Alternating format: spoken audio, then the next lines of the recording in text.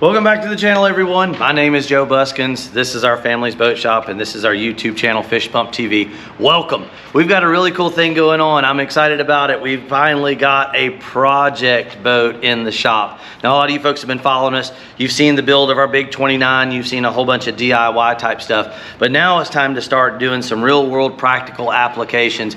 And this is the project boat behind me, 21 feet. Got a 150 horse outboard motor, nice aluminum trailer. I figure that fits in the parameters of a lot of what you folks are working on. And I believe we got some floor, stringer, transom issues for sure. So let's do an unveiling if you guys want to check out.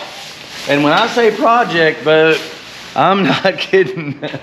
Look up in there. So this boat has already been started, and it is one of those that has turned into a little bit bigger ordeal than maybe what the owner had hoped for in the beginning. And that's how it goes a lot of times with project boats in general. Check it out, folks. We've got parts laying everywhere. This thing has already been cut. It's been cut to pieces, so a little bit of the demo is already done. And I tell you, man, you got to be careful when you buy a boat, because the taking apart part is a lot easier than the putting it together part. But I know a lot of you folks have been super excited about seeing us build a boat, put one back together. This is actually an older 21-foot Blazer Bay, which Blazer Bays are actually kind of built in our vicinity of the part of the world, the northern Gulf Coast. They're over in Florida, but very close to us. Very popular boats in our region, and they're based on the Kenners. And that's what I used to have in my charter boat operation, was a 23-foot Kenner. So you can see we've got floor issues going on. We may have some stringer issues. There's definitely, you can hear the crackling and the popping and the flexing. And the console needs a lot of love for sure. Let's take a closer look. All right, we just got this in, and you guys are kind of seeing it as I'm seeing it. So you can see we've got the fuel tank is fully exposed.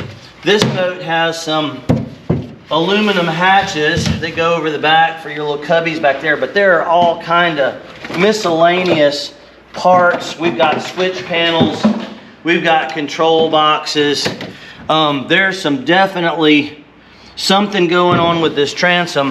Folks, anytime you're looking at boats and you see someone has added some kind of bracing, and you can see there's a bit of curve here and a whole bunch of silicone and or maybe some 5200 there, that is a pretty good indication there's been some cracking and some stress.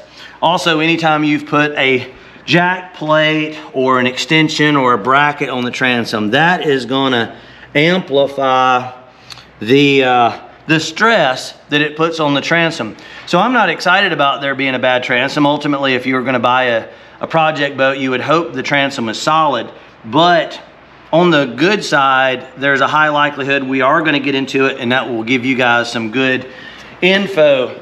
Now, I grew up, and you guys know I'm a fan of Yamaha outboard motors, but this is an old school Yamaha. This is a 150. It's a 2-cycle, which you can't even buy the 2-cycle Yamahas anymore. And there's quite a bit of corrosion around the head gasket, and this is a carbureted engine.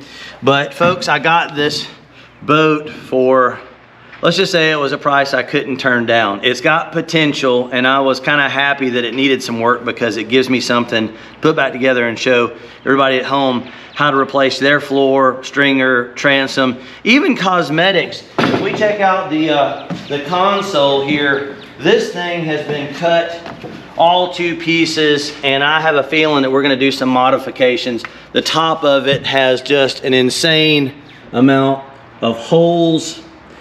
And you can see the pour foam within. There's a high likelihood when they built this boat, the pour foam doesn't fill up the cavity completely. And there's certainly going to be, there's something lacking there for sure. And then we may reconfigure this up front. these compartments right here used to be the seats. I believe I've got the right one. It used to go there or on the other side. And then you can see obviously the bow deck is cut out. But I think making this so that we've got one level or one plane or one deck is the way to go.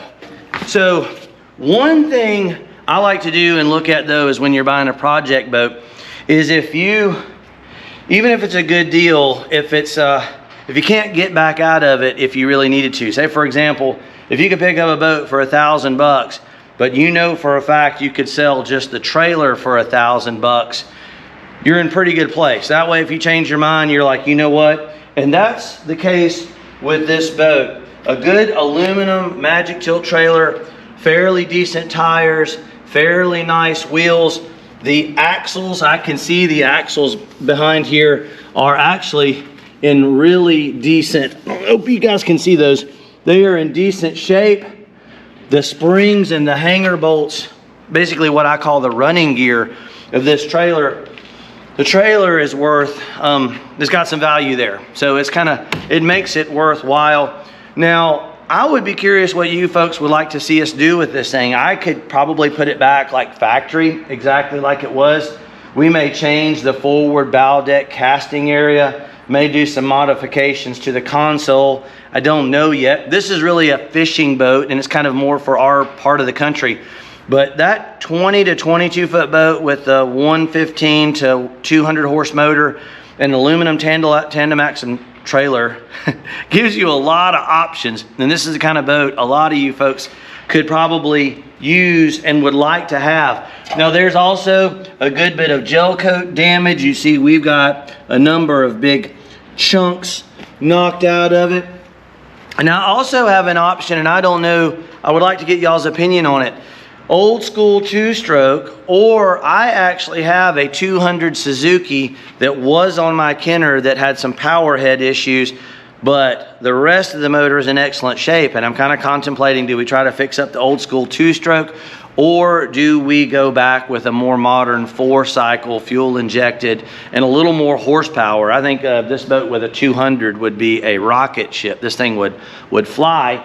And then probably when we're all done with this boat, we're gonna put it up for sale. I've got our big 29. I would love to keep it, but for right now, it probably doesn't fit in my world as far as the YouTube videos and our charter operation. Maybe someday we will have a chance to do something like that. But yeah, I am pretty excited. I hope everyone watching the channel is excited as well. So be sure to stay tuned. If you haven't already subscribed to the channel, be sure to do so. Share, like, comment, all that good stuff is really appreciated.